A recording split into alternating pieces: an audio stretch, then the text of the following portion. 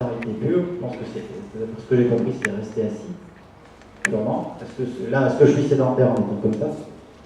Et la deuxième, qu'est-ce que vous appelez activité physique? C'est-à-dire, est-ce que se lever, comme vous avez dit, marcher 2-3 pas, c'est une activité physique pour vous? Est-ce que l'activité physique, c'est du sport, c'est des pompes, si vous pouvez un peu vous éclaircir là-dessus. Merci. Professeur. Donc la définition de la sédentarité, c'est toute activité qui fait moins de 1,5 mètre. Donc qu'est-ce que c'est qu'un mètre? C'est le métabolisme de base. C'est l'énergie que vous dépensez quand vous vous réveillez le matin tout nu à 22 degrés, que vous avez digéré, etc. Vous n'avez pas mangé. C'est l'énergie minimale nécessaire pour faire fonctionner vos organes vitaux. Donc du coup, c'est une fois que vous avez digéré, donc c'est pour ça que c'est le matin, c'est une fois que vous avez récupéré, parce qu'on n'a pas la même dépense énergétique quand on est fatigué, c'est aussi pour ça que c'est le matin, ça fait deux raisons, au réveil, et dans une ambiance thermique neutre. Voilà. Ça, c'est la définition du métabolisme de base. Donc, toute activité physique qui fait moins de 1,5 mètre toute activité qui fait moins de 1,5 mètre et qui est en position assise ou couchée. C'est-à-dire que si par exemple vous faites, je ne sais pas, du cyclo-ergomètre à bras et que vous dépensez, a priori vous dépenserez plutôt 2 mètres, ça ce n'est pas une activité sédentaire. Au sens de la définition, hein. Votre question, après on peut critiquer la définition, on peut faire tout ce qu'on veut. Moi je pense qu'il y a 1,5 mètre. Pourquoi est-ce que je les critique? Parce que justement il y a des activités physiques qui font moins de 1,5 mètre et qui pourtant démontrent des bénéfices sur la santé. Donc on peut critiquer cette définition. Mais la définition actuelle de la sédentarité, c'est ça. C'est moins de 1,5 mètre en position assise ou couchée. Voilà. Donc si, par exemple, si vous travaillez sur ordinateur, vous êtes quasiment à 1 mètre, 1,05 mètre, 1,1 mètre si vous voulez. Mais donc ça, on est sur la sédentarité. Et votre deuxième question, c'est quelle est la définition d'activité physique? C'est que ce n'est pas de la sédentarité, c'est très simple. Donc le fait d'être debout, oui, si vous êtes debout, c'est considéré comme de l'activité physique. Même si vous bougez pas. Parce que, pour être sédentaire, c'est assis ou couché. Voilà, déjà. Assis ou couché. Tout ce qui n'est pas assis ou couché, c'est pas de la sédentarité. Est-ce que coucher, c'est aussi délétère qu'être assis? Vous êtes en train de dire que être assis, c'est très mauvais pour la santé. Est-ce que coucher, c'est aussi mauvais pour... A priori, c'est pire. Mais je ne suis pas certain de la littérature exacte, donc il faudrait que je vous dise pas de bêtises, mais je pense que c'est pire. Pourquoi? Parce qu'il y a justement des projets où ils étudient spécifiquement l'alitement. L'alitement, être couché. En fait, on est toujours pareil, on est sur la gravité. La gravité au sens de la pesanteur. Si vous êtes couché, vous ne stimulez réellement aucune partie de votre corps. Si vous êtes assis, vous avez quand même l'effet de la gravité sur la partie supérieure du corps. Il y a la partie inférieure qui ne sait pas. Mais après, c'est la même chose dans le cyclisme, par exemple. Le cyclisme, vous avez vos jambes qui sont en hypogravité. Parce que vous êtes assis. Même si vous pédalez, les conséquences, c'est l'ostéoporose.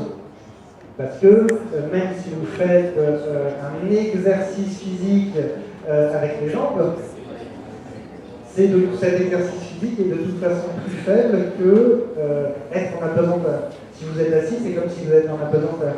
Et c'est aussi la même chose dans l'espace. Hein. Les cosmonautes, ils ont de l'ostéoporose, ils ont d'autres soucis cardiovasculaires, ils ont plein de soucis. Oui, on va rester sur Terre, c'est bien sur Terre. Après, il y a d'autres. Après, ça c'est juste pour info. Il y a un truc que jamais personne n'a pensé. Jamais personne, je ne sais pas, on n'entend pas dire. Tout le monde parle d'aller sur une autre planète, etc., vivre, etc. Mais il y a aussi la gravité. Le corps humain est fait pour être à 9,81 G. Il n'est pas fait pour être à 15 G, etc. Donc quand on dit qu'il y a des planètes habitables, bon, là je sors un petit peu, mais je finis ce que je disais, quand on dit qu'il y a des planètes habitables parce qu'elles sont dans les bonnes conditions de température, etc., bah oui, mais si la planète elle est 3 fois plus grosse, ce ne sera pas du tout la même gravité. Et là, le corps humain, il n'est pas fait pour ça. On n'est pas fait pour, on est fait pour être à 9,81 G. Encore une explication complémentaire. Ah, deux petites questions, je me déplace. Non, je serai court. Oui, je reviens sur le point de la mortalité et de la sédentarité. J'ai eu un petit souci cardiaque, il y en a qui le savent ici. Mon cardiologue me disait que les activités physiques, le métier manuel, étaient plus mortelles que les activités sédentaires et intellectuelles. Est-ce que vous pouvez nous éclairer là-dessus, puisque la sédentarité est reliée quand même à un travail de 8 heures par jour dans les activités essentiellement intellectuelles. L'évolution de la société actuellement. Alors, je dirais oui et non, c'est-à-dire que pour info, la littérature est conflictuelle, c'est-à-dire que c'est le sujet d'un doctorat en médecine d'une de mes internes, parce que justement ça m'intéresse, c'est-à-dire l'activité physique au travail et mortalité. Et il y a 7 études très exactement qui sont sorties. Il y en a de mémoire 2 ou 3 qui indiquent une augmentation de mortalité pour les activités physiques intenses au travail. En fait, si vous vous rappelez la courbe que je vous ai montrée avec l'activité physique de loisir, c'est très simple, c'est globalement hors situation exceptionnelle, genre les ultra-trailers, des trucs comme ça, c'est plus vous faites d'activité physique, plus vous diminuez votre mortalité. Et bien, il y a 3 études qui ont démontré une courbe en U pour l'activité physique au travail, activité physique au travail. C'est-à-dire que si vous faites trop d'activité physique, vous allez augmenter la mortalité. Si vous en faites pas assez, vous l'augmentez. Ensuite, si vous en faites un peu plus, bah, c'est bien. Mais si vous en faites trop, vous réaugmentez votre mortalité.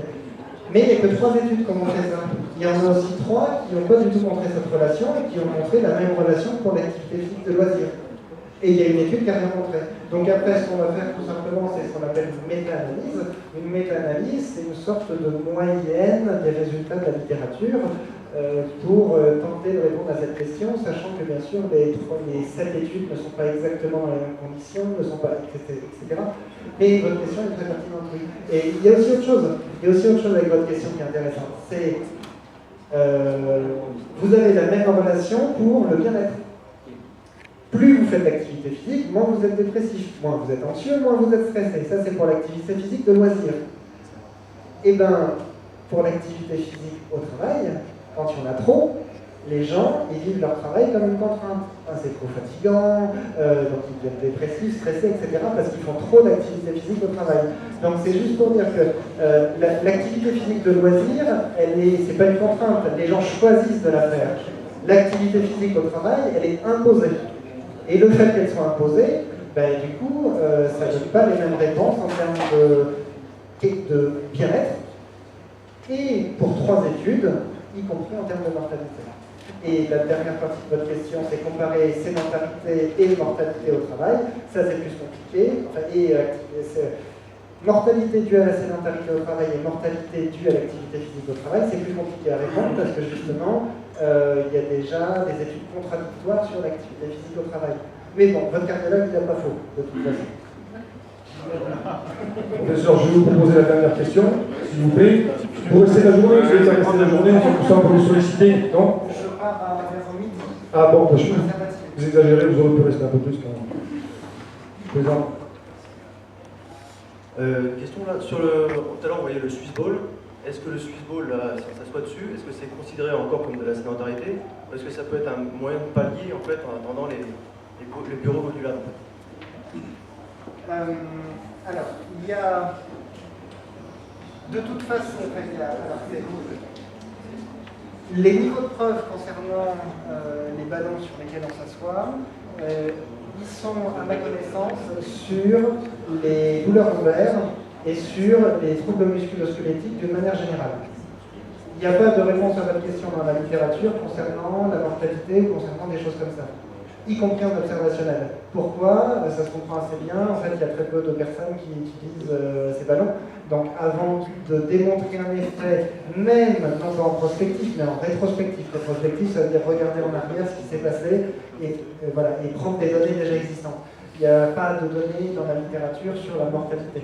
Il y en a par contre sur les troubles musculo-squelettiques. Ça a un effet positif sur les troubles musculo-squelettiques. Ça, c'est sûr. Merci. Merci encore une fois, professeur. Il est temps de prendre une petite pause. Merci pour votre intervention. On se retrouve